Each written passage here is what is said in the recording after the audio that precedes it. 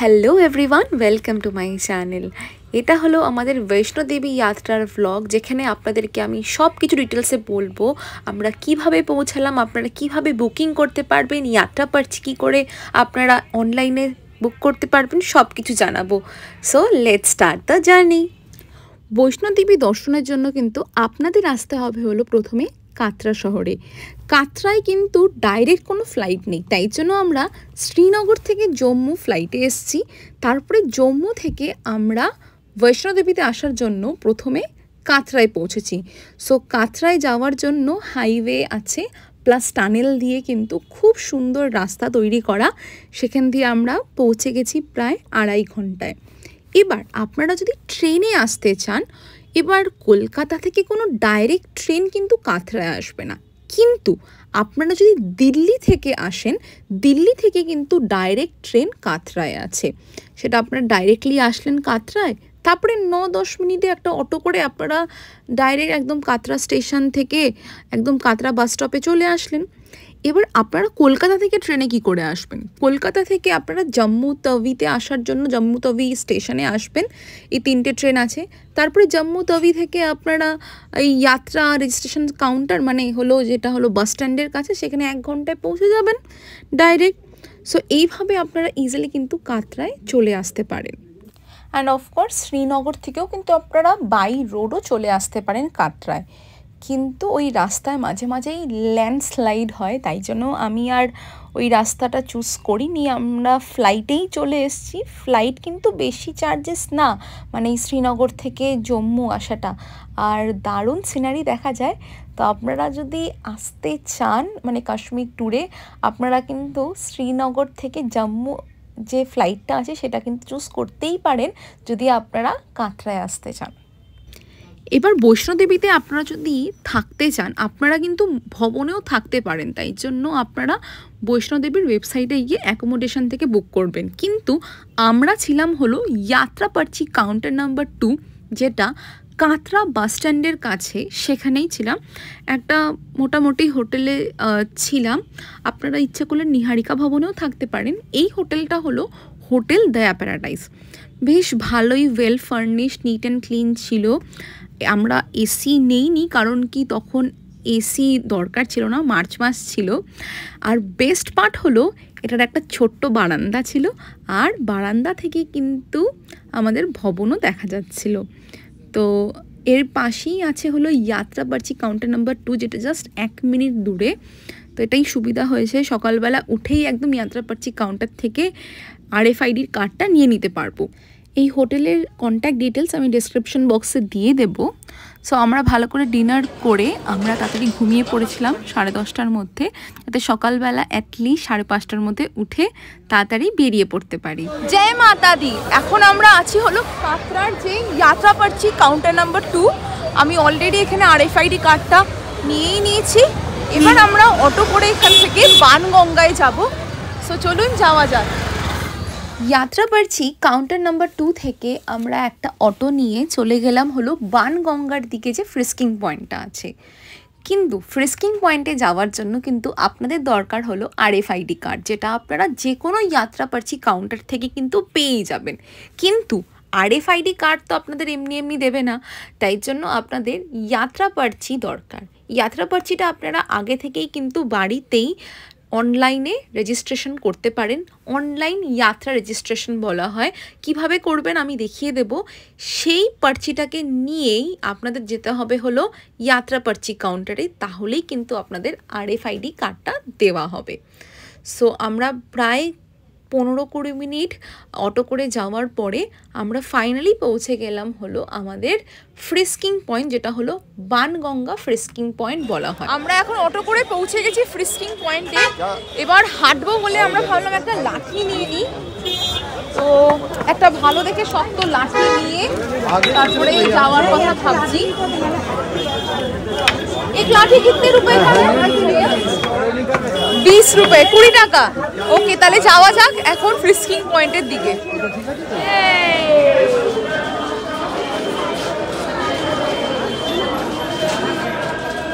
আমরা ফ্রিস্কিং পয়েন্টের থেকে আমাদের ব্যাগগুলো এক্সরে করে এখন আমরা চলে আসলাম। এবার আমাদের জার্নি স্টার্ট করব। জয় মাতা দি।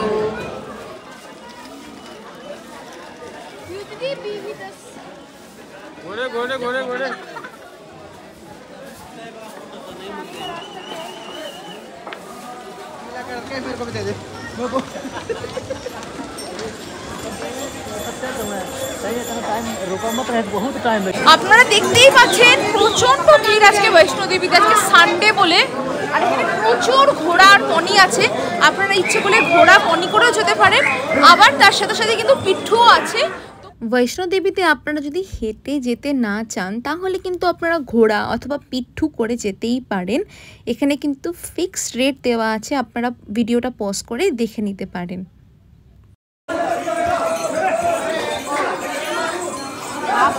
কি ঘোড়া!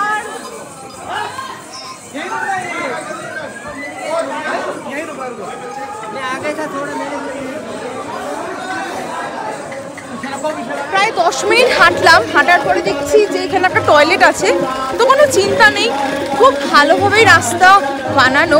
কিন্তু একটা প্রবলেম হলো, যারা ঘোড়া অথবা পিঠু নিচ্ছে তাই জন্য আমাদের হাঁটতে একটু প্রবলেম হচ্ছে, কারণ ঘোড়াগুলো একদম হুড়মুড়িয়ে আসছে গায়ের ওপর। আর দেখতেই পাচ্ছেন অল্প অল্প শেড করা আছে কিছু জায়গায়, আর কিছু জায়গায় একটু খোলা আছে। এখানে খুব সুন্দর সুন্দর দোকান আছে, এখানে ফটো অথবা আপনারা ইচ্ছে করলে ম্যাসাজও করতে পারেন। এখানে দেখতে পাচ্ছেন ওষুধের দোকান আছে, তো কোনো চিন্তাই নেই, জয় মাতাদির নাম করে চলা যায়। আমরা হাঁটতে হাঁটতে এত গরম লাগছে আমার যে আমি তো সোয়েটারটাই খুলে ফেললাম। এখন বাজে হলো 8টা। 8টার সময় ঠান্ডা আছে, কিন্তু হাঁটতে হাঁটতে হেভি গরম লাগে, তাই খুলে নিলাম। সো প্রায় 1-1.5 কিলোমিটার আমরা হেঁটে ফেলেছি, আরও প্রায় আমাদের যেতে হবে বলতে গেলে 4.5 কিলোমিটার হেঁটে হেঁটে যাওয়া যাক। তারপরে দেখি ব্যাটারি কার পাওয়া যাচ্ছে কিনা।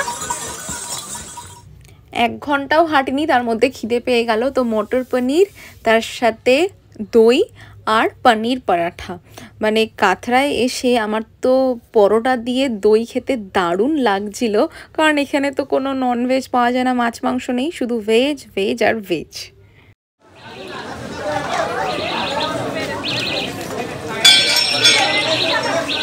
আমরা এখন এসে গেছি হলো প্রথম দর্শন, মানে মন্দির, শ্রী চরণ পদকার যে মন্দির আছে। তো এখন ভেতরে যাওয়া যাক। এখন বাজে হলো 8:45। আমরা ব্রেকফাস্ট করে নিয়েছি, তো এবার এখানে জুতো খুলে আমরা ভেতরে যাব।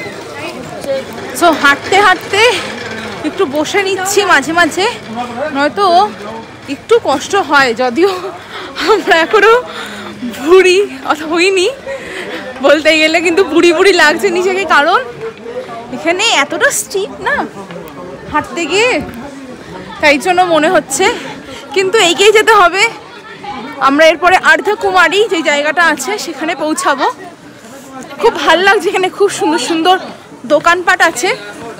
কিন্তু আমরা আমাদের গন্তব্যস্থলের দিকে এগিয়ে যাচ্ছি। একটুখানি তো মানে খাড়া খাড়া আছে জায়গাটাগুলো, নিঃশ্বাসে একটু কষ্ট হচ্ছে, কিন্তু আস্তে আস্তে হাঁটলে কোনো প্রবলেম হবে না। তো হেঁটে চলেছি। এখন বাজে 9টা বাজে, আর প্রচণ্ড রোদ, যেন সোয়েটার তো কিছু লাগছেই না, খুবই গরম লাগছে। সো যাওয়া যাক।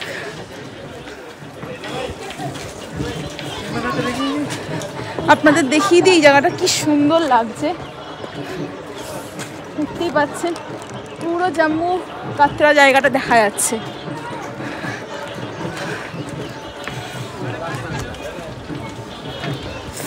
এগিয়ে চলছি। এখানটা একটু রোদ, কিন্তু কিছু জায়গা খোলা আছে, কিন্তু কিছু জায়গায় কিন্তু শেডও আছে। সো আমরা এবার শেডের ভেতর দিয়ে যাব। আর এই শেডের মধ্যে কিন্তু বসার জায়গাও রয়েছে। সো একটু হেঁটে হেঁটে যাই। তার সাথে সাথে এখানে কিন্তু অনেকগুলো সিঁড়ি আছে, আপনারা যদি শর্টকাট করে যেতে চান সিঁড়ি করেও যেতে পারেন।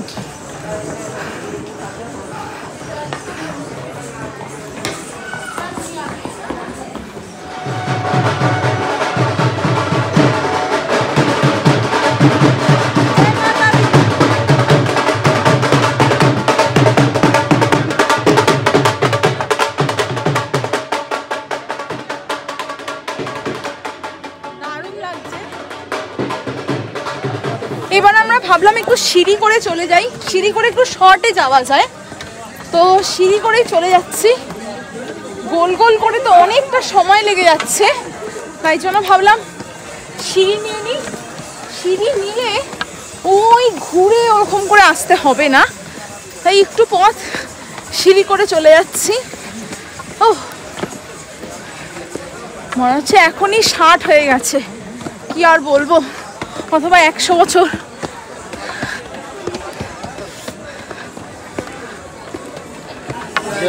আমরা এখন পৌঁছে গেছি আর্যকুমারী।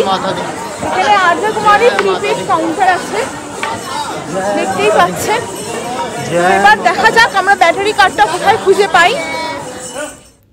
অর্ধকুমারী থেকে আপনারা যদি ভবন যেতে চান, আপনাদের কাছে দুটো অপশান আছে। সেটা হলো আপনারা ভবন যেতে পারেন হাতিমাথা মার্গে করে, যেটা 6.5 কিলোমিটার, কিন্তু ওখানে কিন্তু একটু ভিড় কম, ওটা নতুন রাস্তা।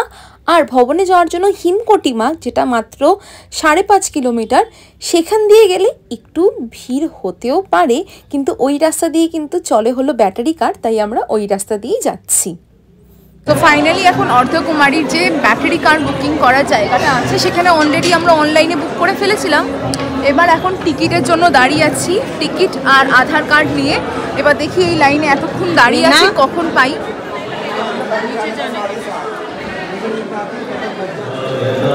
ফাইনালি আমরা ব্যাটারি কারের টিকিটগুলো পেয়ে গেছি। এই ব্যাটারি কারের টিকিটগুলো কিন্তু আপনারা অনলাইন 2 মাস আগে বুকিং করতে পারেন, অথবা যদি এখানে এসে বুক করেন কিন্তু চান্সেস থাকে পাওয়া যায় না, আর সেটাই হয়েছে অনেকে পাচ্ছে না।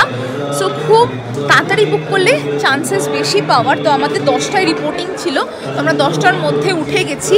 স্টার্ট করেছিলাম আপনারা জানেন 6:30 7টা নাগাদ। তো 3-3.5 ঘন্টায় দিব্যি ব্রেকফাস্ট করে কিন্তু চলে আসা যায় আর্ধকুমারী অবধি। তারপরে এবার আমরা যখন ব্যাটারি কার আসবে, 22 নম্বর গাড়ি আছে ব্যাটারি কারের, তারপরে আমরা চলে যাব। জয় মাতা দি।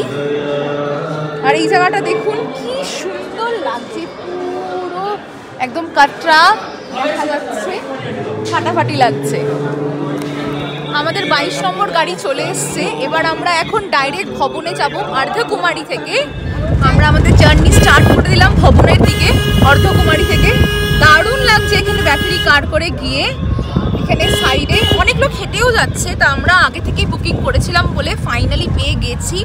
So really excited. ফাইনালি আমরা ভবনের দিকে এখন এগিয়ে যাচ্ছি। ব্যাটারি কারের যে ফেসিলিটিটা করা হয়েছে, এটা কিন্তু খুব সুবিধার। আর আমরা 20 মিনিটের মধ্যেই কিন্তু প্রায় 6 কিলোমিটার কভার করে ফেললাম।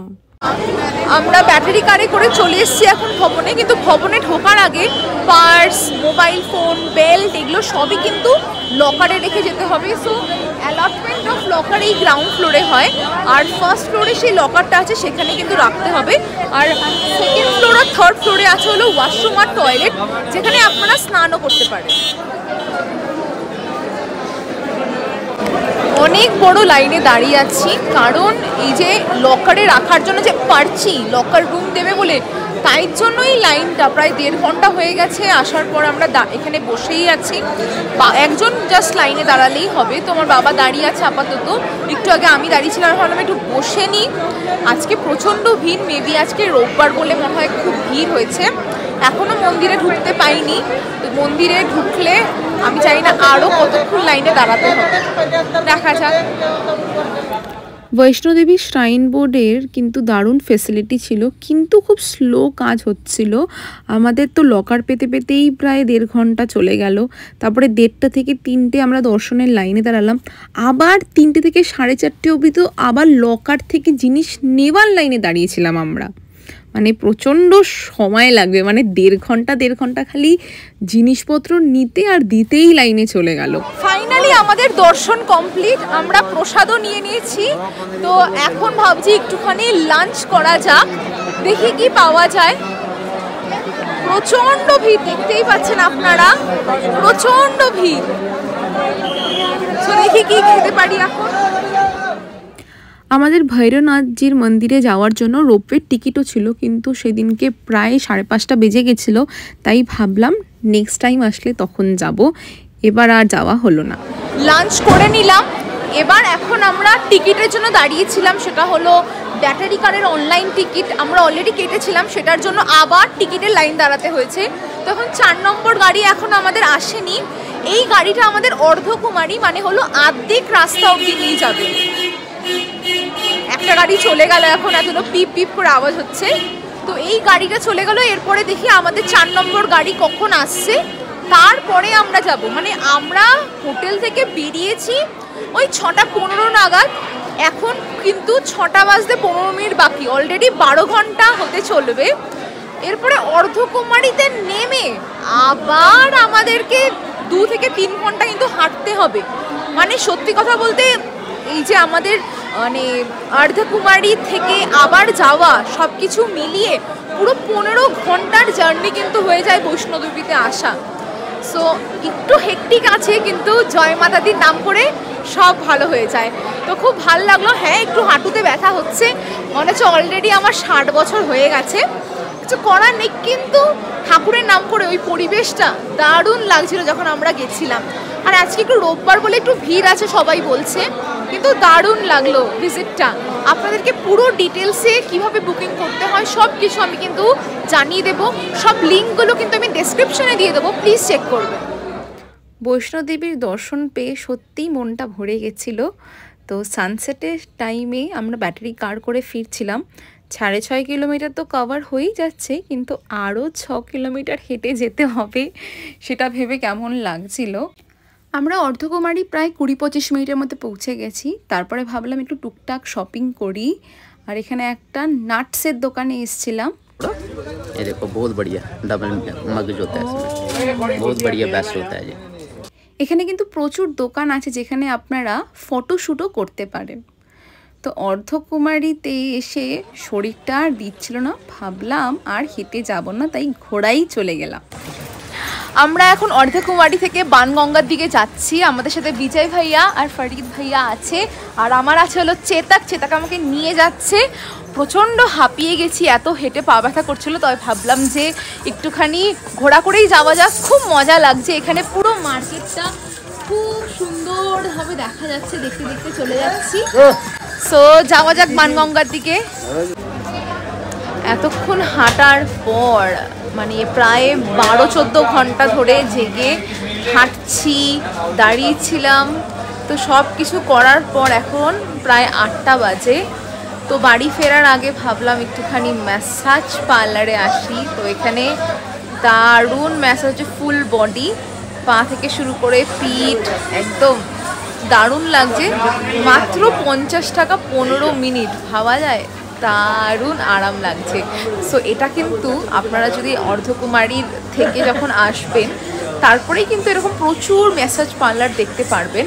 সো যখনই বৈষ্ণোদেবী আসছেন চিন্তা করবেন না, যদি একটুখানি থাকান হয়, মানে প্রচণ্ড যদি টায়ার্ড হয়ে যান আর হাত পা ব্যথা করতে থাকে, তাহলে কিন্তু ম্যাসাজ পার্লার প্রচুর আছে। মানে আমি আস্তে আস্তে অলরেডি প্রায় 10-12টা দেখেছি, তো ভাবলাম এখানেই করে নিই। এটা বেশ বানগঙ্গার আগে, দারুণ ম্যাসাজ হচ্ছে কিন্তু এই পার্লারটায়। আস্তে আস্তে ঘুমও চলে আসছে, ভাবছি ঘুমাবো কিনা, কিন্তু ম্যাসাজটা এত ভালো, কিন্তু ঘুমালে হবে না, মাত্র 15 মিনিটের জন্য। আমরা হোটেলে 9:30টার মধ্যে প্রায় পৌঁছে গেছিলাম, প্রচণ্ড টায়ার্ড ছিলাম। সো দারুণ লাগলো দর্শন করে। এবার আপনারা কিভাবে যাত্রা পার্চি রেজিস্টার করবেন দেখে নিন। আপনারা যখন গুগলে বৈষ্ণোদেবী শ্রাইন বোর্ড করে সার্চ করবেন, দেখবেন ফার্স্টেই কিন্তু আপনাদের একটা শ্রী মাতা বৈষ্ণোদেবী শ্রাইন বোর্ডের ওয়েবসাইট আসবে। এই লিঙ্কটা আমি ডেসক্রিপশন বক্সে দিয়ে দেব। এবার আপনাদের অনলাইন সার্ভিসেস তো আপনারা পাবেন, তার সাথে সাথে লঙ্গর সেবা, ডোনেশন, প্রসাদ সব কিছুই পারবেন। তো এই অনলাইন সার্ভিসেস ক্লিক করার পরে আপনাদেরকে লগ ইন করতে হবে হলো আপনাদের ফোন নাম্বার দিয়ে। যখন আপনারা লগ ইন করবেন দেখবেন এখানে কিন্তু ট্রাভেল, অ্যাকোমোডেশন, দর্শন সব কিছু আছে। তো সবার আগে আপনাদের ক্রিয়েট করা উচিত হলো যাত্রা পার্চি। তো যাত্রা পার্চি করার জন্য এখানে আপনাদের নাম, ফোন নাম্বার, ইমেল আইডি আর আপনাদের অ্যাড্রেস দিতে হবে। আর এখানে যতজন যাবেন, যেরকম এখানে একজন দেখাচ্ছে, আপনারা ইচ্ছে করলে এখানে পিলগ্রিম দেখুন 5 জন অবধি কিন্তু করতে পারবেন। এবার 6 জন বলে আরেকজনের ফোন নাম্বার দিয়ে আপনাদের তখন করতে হবে। আর হ্যাঁ, আপনাদের কিন্তু আইডি প্রুফটা আগে থেকেই দিতে হবে, ঠিক আছে। ধরুন আমি এখানে জেন্ডার দিলাম, এজ, তো এখানে Aadhaar card, driving licence, PAN card, passport অথবা ভোটার আইডি কার্ড আর সেই নাম্বারটা দিতে হবে। আর সেটাই কিন্তু যখন আপনারা ওখানে যাবেন ফ্রিস্কিং পয়েন্টে অথবা যে কাউন্টারগুলোতে, যাত্রাপার্চি কাউন্টারগুলোতে, আমি ডিটেলসে বলে দেবো কোথায় কোথায় যাত্রাপার্চি কাউন্টার আছে। তো সেখানে গিয়ে আপনাদের কিন্তু এই আইডি প্রুফটাই দেখাতে হবে। বেটার যে আপনারা যদি আধার কার্ডটা নিয়ে যান। তো যাত্রাপার্চি করা হয়ে গেলে এবার হলো আপনারা কিভাবে যাবেন। আপনারা অফকোর্স হেঁটে যেতে পারেন, ঠিক আছে। কিন্তু যদি আপনারা চান যে পুরো রাস্তা হেঁটে যাবেন না, আপনারা অর্ধকুমারী মানে অর্ধেক রাস্তা অবধি হেঁটে গিয়ে তারপরে কিন্তু আপনারা ব্যাটারি কার বুক করতে পারেন। এবার ব্যাটারি কার বুকিং এর জন্য একটা ব্যাপার আছে, আপনাদের বলে দিই, সেটা হলো সবসময় কিন্তু পাওয়া যায় না। তো আপনারা দেখুন আমি এখানে সিলেক্ট করছি আর্ধকুমারী থেকে ভবন, মানে এই যে পুরো ভবনে যাওয়ার রাস্তাটা, তো অর্ধেক রাস্তা হেঁটে অর্ধকুমারী অবধি আসলেন, তারপরে ওখান থেকে অর্ধকুমারী থেকে আপনারা ভবন অবধি ব্যাটারি কারে গেলেন। তো এই রুটটা সিলেক্ট করার পরে দেখুন একজন গেলে 354 রুপিস পড়বে। এবার হলো জার্নি ডেট। আজকে যে ভিডিওটা করছি আজকে হলো 10th of এপ্রিল, তাহলে দেখতেই পাচ্ছেন এপ্রিল মাসে কিন্তু একদিনও টিকিট পাওয়া যাচ্ছে না। তার মানে আপনাদেরকে অ্যাটলিস্ট মানে 2 মাস আগে ভাবতে হবে। দেখুন এপ্রিল মাসে আপনাদেরকে ভাবতে হবে হলো জুন মাসে টিকিট পাওয়া যাচ্ছে কিনা, বুঝতেই পারছেন তো। মানে 2 মাস আগে কিন্তু টিকিট বুকিং স্টার্ট হয়ে যায়। তো আমি জাস্ট 17th অফ দিয়ে করছি। তো 17th জুন মাসের দেখুন 5টার সময়, 7টার সময়, 9:30। তো টিকিট কিন্তু 1 তারিখ থেকেই অ্যাভেলেবেল হয়ে যায় যে কোনো মাসের, মানে ধরুন আপনি যদি জুন মাসে যেতে চান তো এপ্রিল মাসেই কিন্তু আপনাকে বুকিং করতে হবে। দেখুন টাইমিংগুলো দেখতে পাচ্ছেন খুব ভালোই, 7:30, 10টা, 1টা।